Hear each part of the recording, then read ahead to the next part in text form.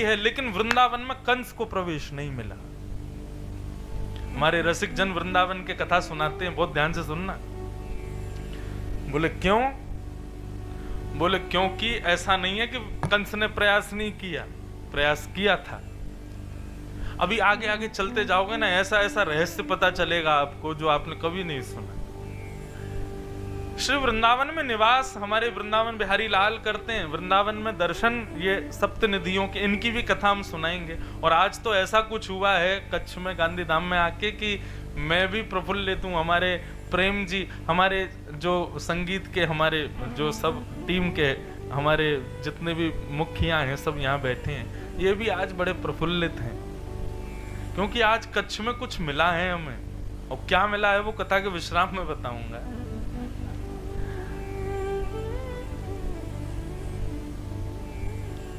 तो ये सप्त निधियां हैं हमारे वृंदावन की।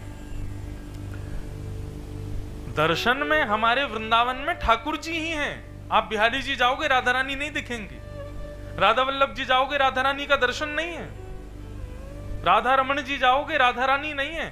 किसी से पूछोगे श्री राधा रानी कहाँ है, नाम राधा वल्लभ, नाम राधा रमन, नाम राधा कुंज बिहारी, लेकिन राधा रानी कहाँ है? तो सब बताएंगे बगल में वो घूंघट करके बैठी हुई दिख रही हैं।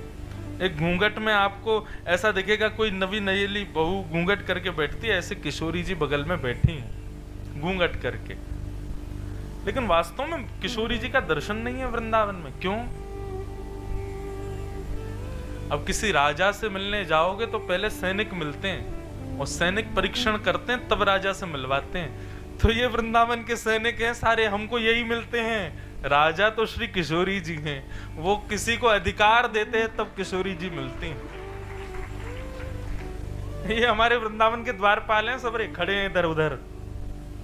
अच्छा, ये अधिकार भी हमारा है, आप गुजरात के लोगों का नहीं है ये बोलने का, ये ब्रजवासियों का अधिकार है। हम ठाकुर जी को सैनिक बोल सकते हैं, हम ठाकुर जी को द्वारपाल बोल सकते हैं। एक बार हमारे एक पंडित जी कह रहे थे, बोले महाराज जी ठाकुर जी ने हमारे साथ क्या किया? मैंने क्या किया? बोले गीता का ज्ञान दे दिया हरियाणा वालों को, सोने की द्वारिका दे दी गुजरात वालों को, और ब्रजवासियों को क्या दे के गए? चोर की उपाधि। मैंने कहा नहीं, ज्ञान दिया हरियाणा में, कुरुक्षेत्र में, महाभारत के युद्ध के मध्य, और संपत्ति दी गुजरात को, लेकिन खुद को दिया ब्रजवासियों को। अपनी बुद्धि दी हरियाणा को, अपनी संपत्ति ऐश्वर्य दिया गुजरात को, लेकिन खुद को न्योछावर कर दिया हम ब्रजवासियों के लिए। आज भी श्री जगन्नाथ में दोनों भुजा उठा करके खड़े हैं और मानो इसी भाव से खड़े हैं कि कोई ब्रजवासी आए तो उसको मेरे हृदय से लगा दो। ब्रजवासी वल्लभ सदा मेरे जीवन प्राण, इनको नाही बिसारी हूँ मोहे नंद बाबा की यान। ठाकुर जी कहते हैं मैं नंद बाबा की सौगंध खा के कहता हूँ मैं सब भूल जाऊंगा, लेकिन ब्रजवासियों को कभी नहीं भूल सकता। क्यों? बोले ये मेरे प्राण हैं।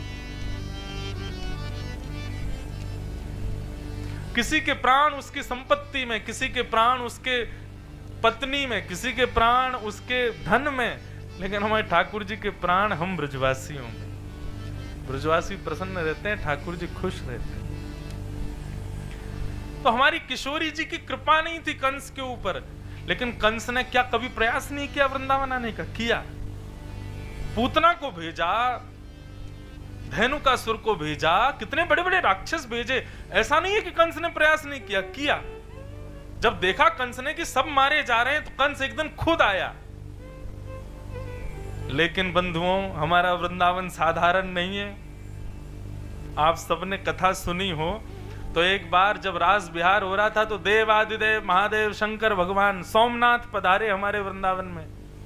क्या हुआ था पता है? फिर वृंदावन में प्रवेश नहीं हुआ। गोपियां बोली कि हे महादेव, आप भीतर नहीं जा सकते। तो महादेव बोले हमको रास करना। बोले रास में तो एक ही पुरुष जाएगा, वृंदावन में एक ही पुरुष है, बाकी सब स्त्रियां हैं। आपको भीतर जाना है तो पुरुष वेश त्यागना पड़ेगा। और परिणाम ये हुआ कि महादेव वहां गोपेश्वर महादेव गोपी बनकर के विराजमान हो गए।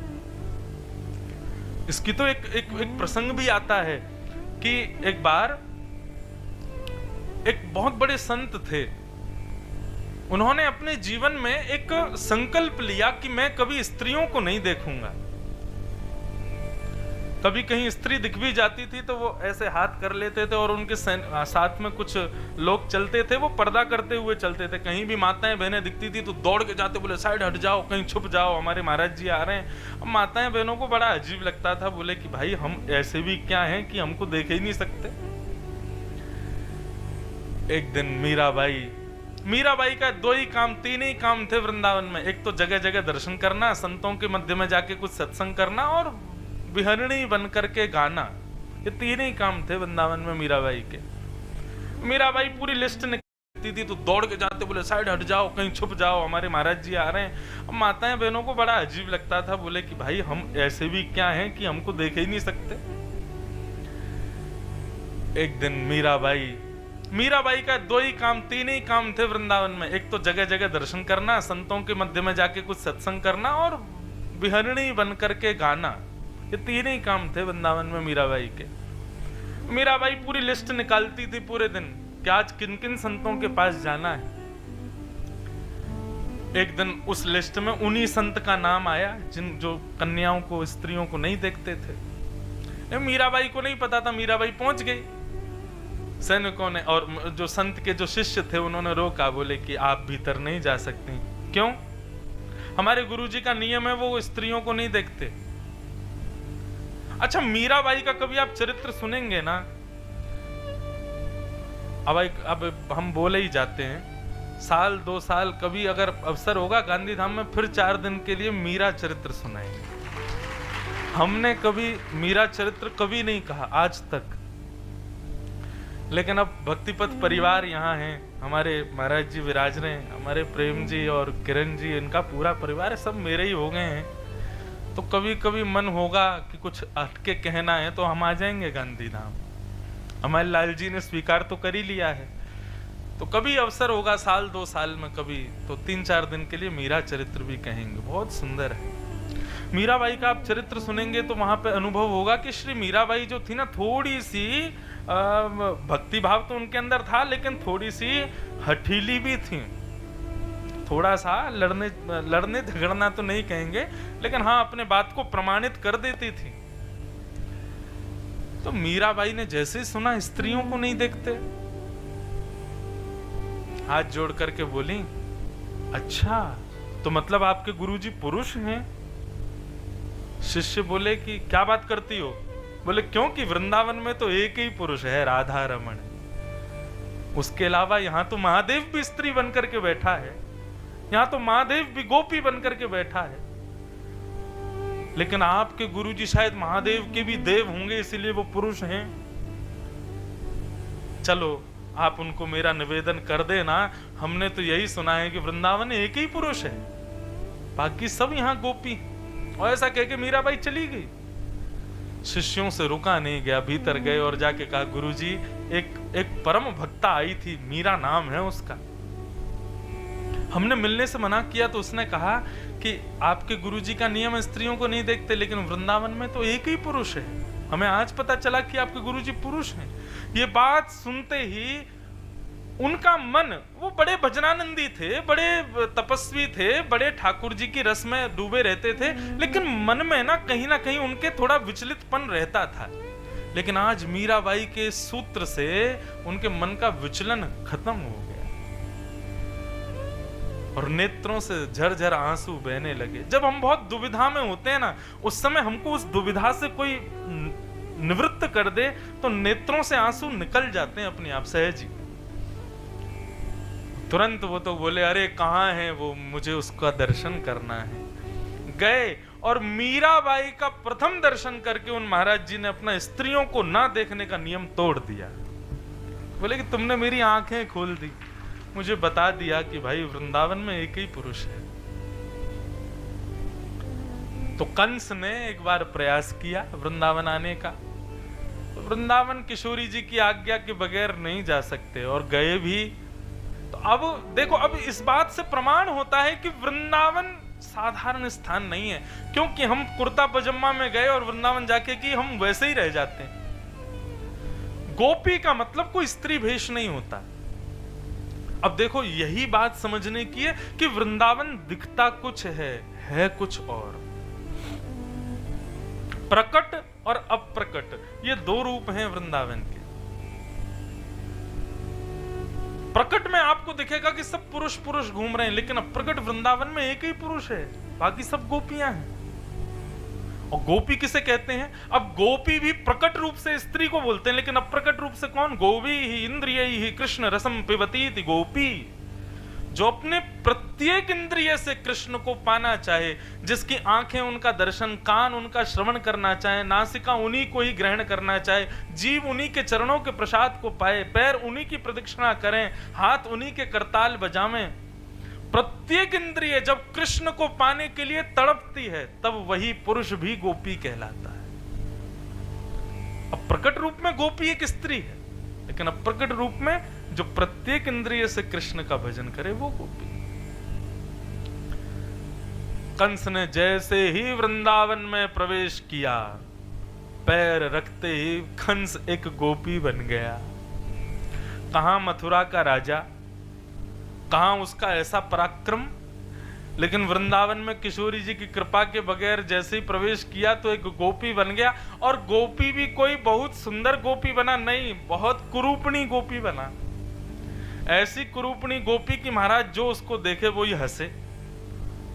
कहां उसको मान प्रतिष्ठा यश वैभव का इतना लोभ था, इतना मद था, और आज उस पर सब हंस रहे हैं। कंस रोने लगा, अपने आप को छुपाने लगा, ये क्या हो गया, ये लहंगा फरिया कहां से आ गए। जैसे तैसे जाके उसने यमुना जी में अपने आप को जब देखा तो नथनी नाक में, कानों में कुंडल, और महाराज बिल्कुल वो तो प्रचंड गोपी बन गया। गोपी बोला, ये क्या हो गया मेरे साथ। तब कंस ने अपने गुरुजी को पुकारा। उसके गुरुजी कौन? श्री नारद जी।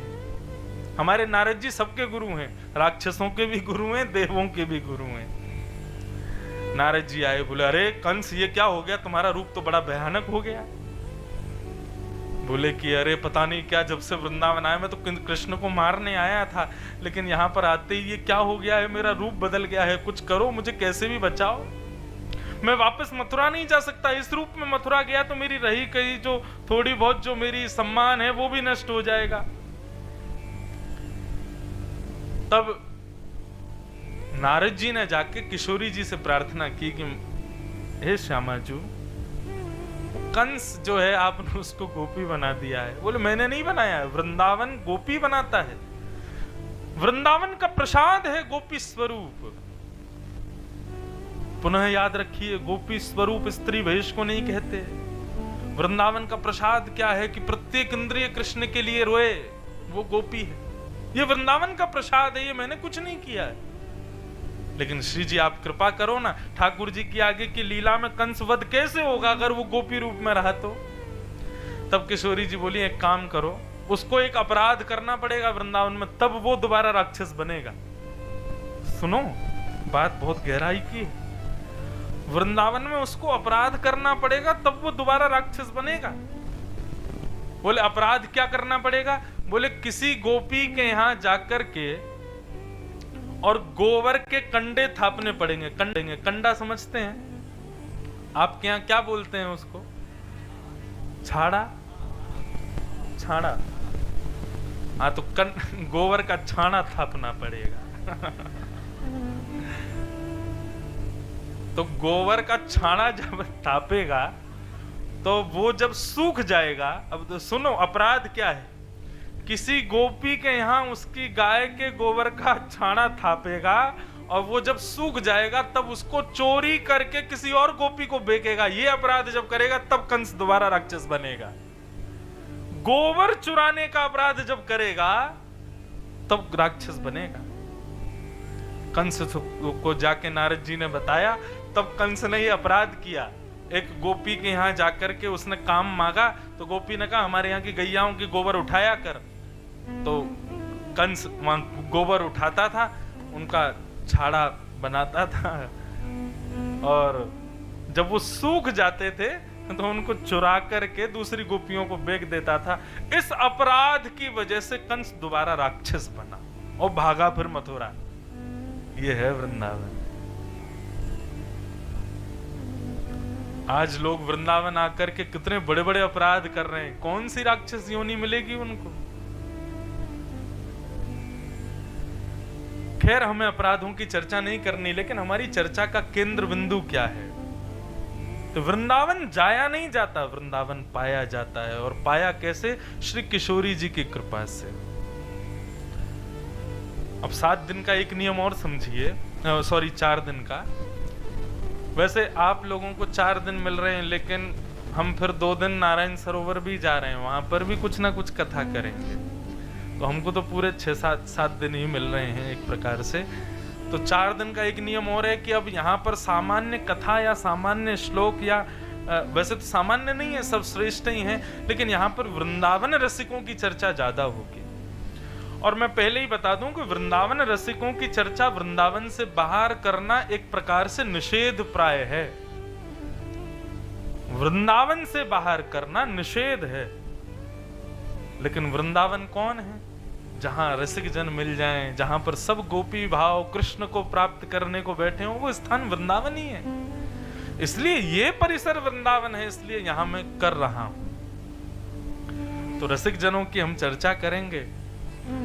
वृंदावन पाया जाता है, और कैसे पाया जाएगा ये हमारे वृंदावन के रसिक शिरोमणि श्री हरिराम व्यास जी बताते। अब मुझे ऐसे तो दिख नहीं रहे, लेकिन इन 7 में आपको युगल किशोर जी दिख रहे हैं। कहाँ हैं? इधर ही हैं। अच्छा, ये युगल किशोर जी। ये युगल किशोर जी जो हैं, ये श्री हरिराम व्यास जी के भजन से प्रकट हुए थे। आजकल श्री युगल किशोर जी जो हैं, ये पन्ना में विराजते हैं। पन्ना एक मध्य प्रदेश में क्षेत्र है, बहुत बड़ा टाइगर नेशनल पार्क भी है वहां पर। बाकी पन्ना प्रसिद्ध इसलिए वहां हीरे होते हैं, वहां पर आप विराजते हैं। 7 ठाकुर प्रकट वृंदावन में हैं, लेकिन अब मुगलों के आने के बाद में कुछ ठाकुर वृंदावन से चले गए। तो अभी वर्तमान में आप पन्ना में विराजते हैं, लेकिन आप प्रकट किए गए श्री हरिराम व्यास जी के द्वारा। हरिराम व्यास जी कौन है, उनका चर्चा में आएगा बीच में, तो सुनाएंगे। लेकिन वो वृंदावन प्राप्ति का एक उपाय बताते हैं। जिस किसी को भी वृंदावन चाहिए, चाहे इस जन्म में मन बुद्धि वृंदावन की हो जाए, चाहे अगला जन्म हमको वृंदावन मिले, वो इस भाव का आश्रय ले। श्री हरिराम व्यास जी कहते हैं, आहा,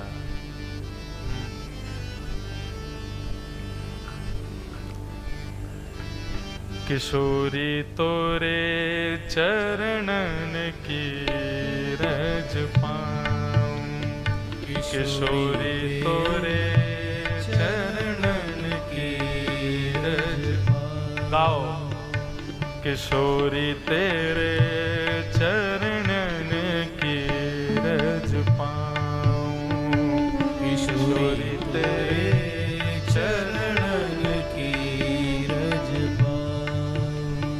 ओ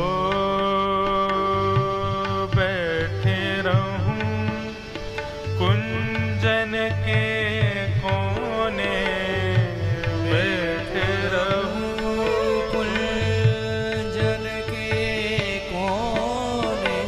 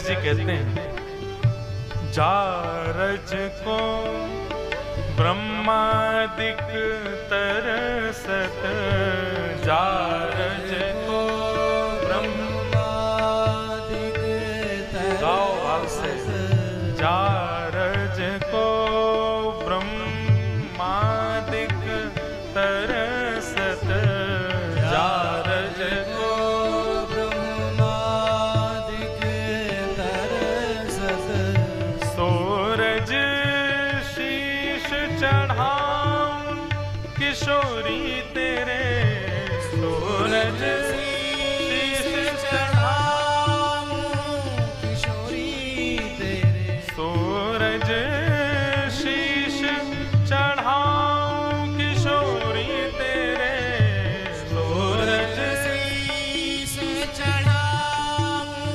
किशोरी तेरे, व्यास स्वामिनी की छवि निरखूं, व्यास स्वामिनी की छवि निरखूं, व्यास स्वामिनी की छवि निरखूं, व्यास स्वामिनी की छवि निरखूं, हाँ विमल विमल यश गाऊं,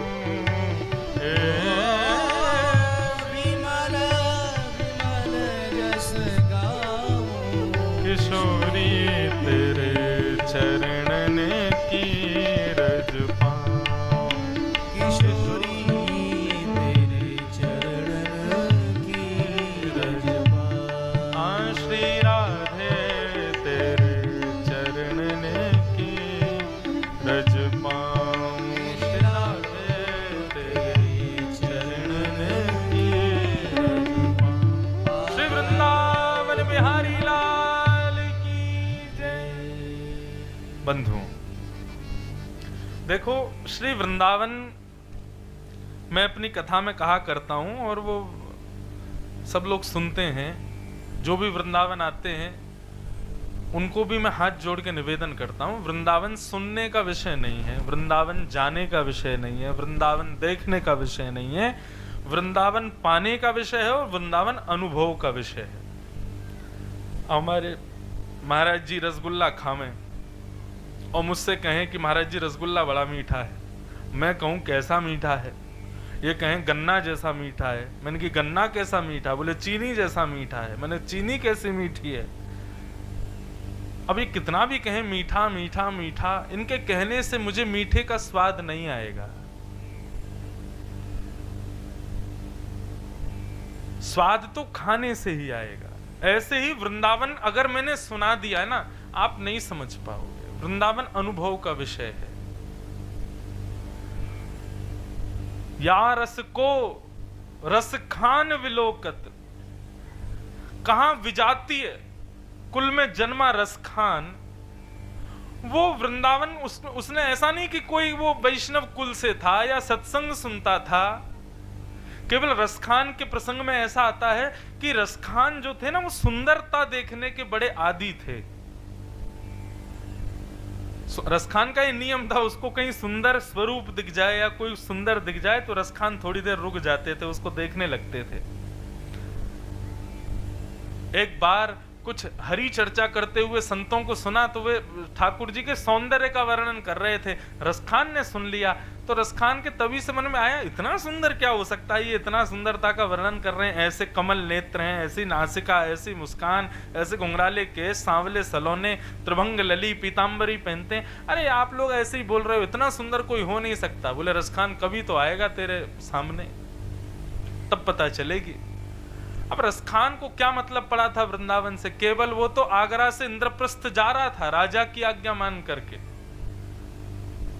लेकिन जैसे ही लखी जिन लाल की मुस्कान, वृंदावन में श्याम सुंदर ने कृपा कर दी और रसखान को जैसे ही दिख गए, सदा के लिए वृंदावन का होके रह गया रसखान। राजा ढूंढते ढूंढते वृंदावन आए, वृंदावन आकर के रसखान को देख करके बोले, अरे रसखान। बोले कौन रसखान? अरे तुम हमारे सेनापति हो।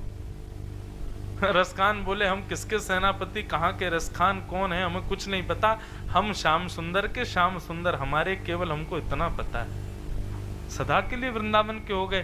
तो कहने का अभिप्राय वृंदावन सुनने का और वृंदावन जानने का विषय नहीं है, वृंदावन तो अनुभव का विषय है।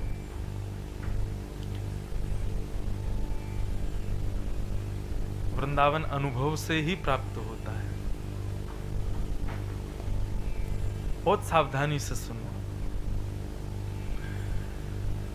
तो वृंदावन विषय में हम चर्चा तो कर रहे हैं, लेकिन वृंदावन को यदि जानना है तो पहले श्याम सुंदर और श्री किशोरी जी के स्वच्छंद रूप को समझो। आज लोग यही नहीं जानते कि श्री राधा रानी कौन है, श्याम सुंदर कौन है, उन दोनों का भाव ही नहीं समझते लोग।